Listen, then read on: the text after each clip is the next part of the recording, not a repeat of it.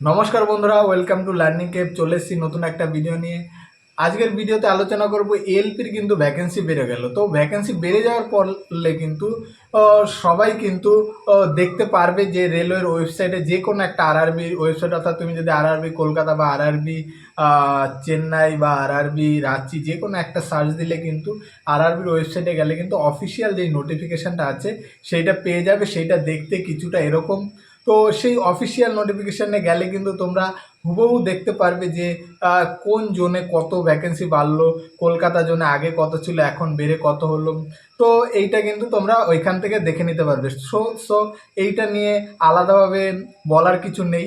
আসল ব্যাপারটা আসছি। আসল ব্যাপারটা যেরকম আমি আমার আগের ভিডিওতে বলেছিলাম যে আহ, ঠিক একদিন আগের ভিডিওতেই বলেছিলাম যে ভ্যাকেন্সি কিন্তু বাড়বে এবং সাথে কিন্তু 1 থেকে 2 সপ্তাহের মধ্যে কিন্তু তোমাদের জোন পরিবর্তন করার জন্য রেলওয়ে ওয়েবসাইটে কিন্তু লিঙ্ক প্রোভাইড করা হবে। তো জোন পরিবর্তন করতে হলে তাহলে কি করবে? জোন পরিবর্তন করতে হলে এখন তোমাদের অনেকেরই সমস্যা হতে পারে। অনেকে তখন কম যেহেতু ভ্যাকেন্সি ছিল সেটা দেখে কিন্তু অনেকে দূরে ফর্ম ফিল আপ করেছে, অর্থাৎ কেউ রাঁচি, কেউ ভুবনেশ্বর, কেউ বিলাসপুর, নানান জায়গায় ফর্ম ফিল আপ করেছো। কিন্তু এখন যদি জোন পরিবর্তন করতে দেয় তাহলে কিন্তু তোমাদের চাইলে কিন্তু ওই এই সপ্তাহ বা পরের সপ্তাহের মধ্যেই জোন পরিবর্তন করবে। কিন্তু কোন জোনে দিলে তোমাদের সেফ হবে, অর্থাৎ কোন জোনে দিলে তোমরা সহজেই কিন্তু চাকরিটা পাবে সেটাই বলবো। অনেকে আছে কিন্তু যেই জন্য দেখছে সবচেয়ে বেশি ভ্যাকেন্সি সেই জন্য কিন্তু গিয়ে সেই জন্য কিন্তু জোন ট্রান্সফার করে নেবে। সেটা কিন্তু সব ক্ষেত্রে কিন্তু সঠিক হয় না। গতবার বা তার আগের বারের কিছু এক্সপিরিয়েন্স থেকে বলছি। এইবার আমি কিছু তোমাদের আইডিয়াটা দেব যে কোন জোনে গেলে তোমাদের অনেকটা তোমাদের সেভ হবে। তো শুরু করছি আজকের ভিডিওটি ভালো লাগলে অবশ্যই চ্যানেলটিকে সাবস্ক্রাইব করবেন আর দেখতে থাকুন পুরো ভিডিও। তো শুরু করছি।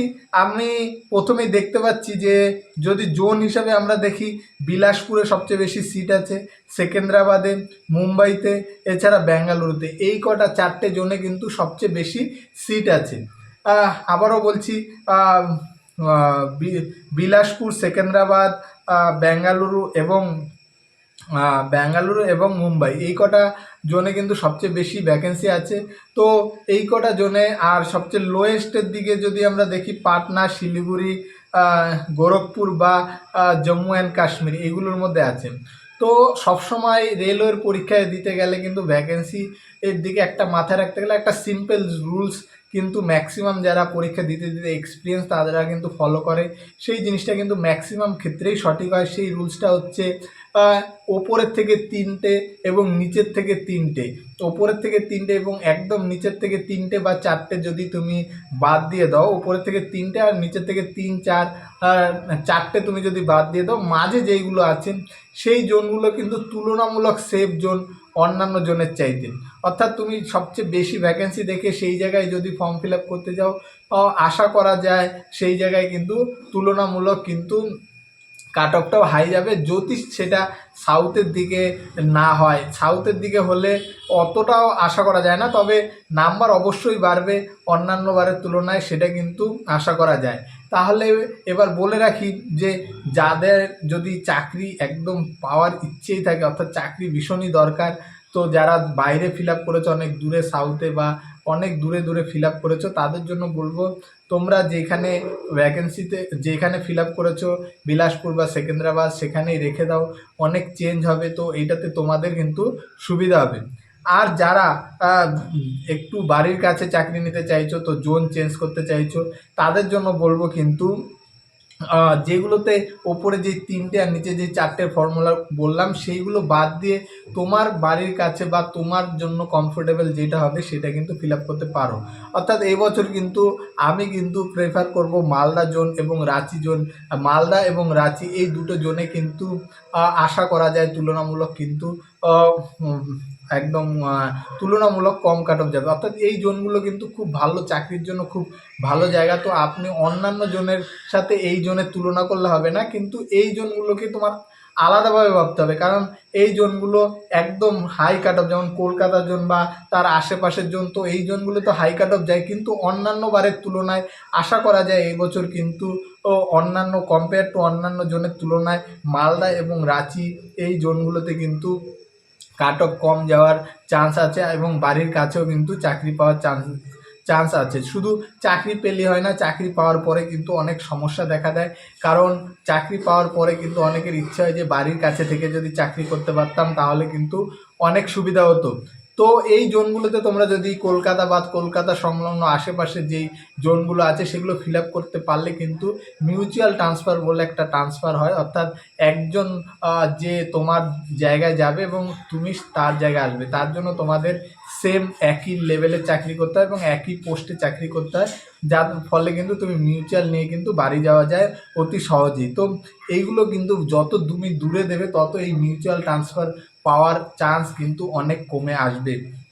তো যার ফলে বলছি কিন্তু তোমরা যারা ফর্ম ফিল আপ করছো তাদের আবারও বলছি, ওপর থেকে 3টে আর নিচের থেকে 4টে জন বাদ দিয়ে মোটামুটি মাঝের জোনগুলো কিন্তু তোমরা ফলো করতে পারো। এছাড়াও আমি বলবো এবছর কিন্তু কলকাতার জন্য যথেষ্ট ভালো ভ্যাকেন্সি আছে, খুব বেশিও দেয়নি, খুব বেশি দিলে অনেক বেশি ফর্ম ফিল আপ হতো এবং কম্পিটিশানটাও খুব বেশি হতো। এছাড়াও এই বছর কিন্তু একটু হেরফের হলেও হতে পারে, কারণ এই বছর যেই দুটো জোনে ভ্যাকেন্সি বেশি দিয়েছে সেই দুটো জোনে কিন্তু তুলনামূলক কাট অফ কিন্তু অনেকটাই কম যেত অন্যান্যবার। তো এই দুটো জোনে কিন্তু আশা করা যায় কম কাট অফ যাবে, তবে এই দুটো জনে তুমি লিখে রাখতে পারো, এই দুটো বা 3টে জনে কিন্তু কাট অফ কম্পিটিশান কিন্তু অনেকটা বেশি হচ্ছেই, কারণ যেখানে কম্পিটিশান, যেখানে ফর্ম বেশি সেখানে কম্পিটিশানও বেশি। তো যারা আছো কলকাতা বা মালদার কাছাকাছি, কলকাতার কাছাকাছি চাকরি করতে চাও, তারা কিন্তু যদি মালদা জোনে ফিল আপ করে থাকো তাহলে অবশ্যই বলবো চেঞ্জ করো না, ওইটাই রেখে দাও। রাঁচিতে ফিল আপ করলেও বলবো চেঞ্জ করো না, রেখে দাও। এবং কলকাতায় যদি ফিল আপ করো, তোমার যদি কনফিডেন্সের একটু অভাব থাকে তাহলে অবশ্যই তুমি আশপাশের অন্য জোনে যেতে পারো। তাছাড়া কলকাতা জোনটাও কিন্তু এবার কিন্তু অনেকটাই সেফ জোন, কারণ কলকাতায় কিন্তু খুব বেশিও ভ্যাকেন্সি নেই, আবার একদম কমও নেই, মাঝামাঝি একটা খুব ভালো একটা ভ্যাকেন্সি দিয়েছে কলকাতায়। তো আশা রাখবো তোমাদের ভিডিওটা হেল্পফুল হলো। আর কিছু লোক আছে সাউথের কথা বলছে, সাউথে যারা ফর্ম ফিল আপ করছে, অর্থাৎ যাদের চাকরি একদম দরকারি, তারা কিন্তু সাউথে যে যেখানে ফর্ম ফিল আপ করেছো কোনো চেঞ্জ করার দরকার নেই, কারণ সাউথে এই বছর খুব ভালো ভ্যাকেন্সি এসছে। চেন্নাইতেও প্রায় 400 থেকে 500-র মতো বেড়ে গেছে সিট। তাছাড়াও সেকেন্দ্রাবাদে তো বেশি আছে, হুগলি তো আশা করি ভালোই আছে। তো সাউথে যাদের চাকরি মাস দরকার তারা কিন্তু সাউথে চেঞ্জ করো না। কিন্তু আমি বলবো কেউ যদি সাপোজ মালদা জোনে ফর্ম ফিল আপ করে থাকো, ঘুরে গিয়ে কিন্তু বিলাসপুরে বেশি সিট আছে সেই বলে কিন্তু গেলে কিন্তু বা সেকেন্দ্রাবাদে গেলে কিন্তু হয়তো তুমি চাকরিটা পেয়ে যাবে, কিন্তু পরে কিন্তু তোমায় কিন্তু পস্তাতে হবে। কারণ আমার আমি অ্যাজুমই করতে পারি কাট অফ হয়তো বেশি যেতে পারে, কিন্তু আমার যতদূর ধারণা এবছর কিন্তু মালদা বা রাঁচি জোনটা কিন্তু খুব সেফ জোন হবে। কারণ এর কারণও আছে, কারণ আগের বছর এনটিপিসিতে খুব হাই কাট অফ চলে গেছিলো এবং এটা দেখা গেছে যে যেই বছর একটা জোনে হাই কাট অফ যায় তার পরের বছর অন্য কোনো রিকোয়ারমেন্টে সেই জোনটায় কিন্তু কাট অফটা একটু কম যায়।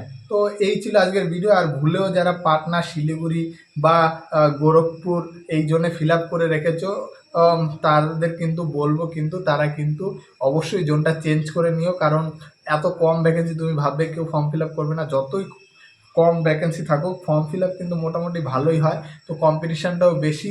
তো এই জোনগুলোতে যারা ফর্ম ফিল আপ করেছে তাদের অবশ্যই বলবো কিন্তু একটু চেঞ্জ করে নিও। মিডিল বরাবর, অর্থাৎ এই নিচ থেকে 4টে আর ওপর থেকে 3টে ছেড়ে মিডিল বরাবর কোনো জোনে কিন্তু ফর্মটা জোনটা চেঞ্জ করে দিও, তাতে তোমাদেরই সুবিধা হবে। তো দেখা হবে অন্য ভিডিওতে, ভালো থাকবেন, ধন্যবাদ।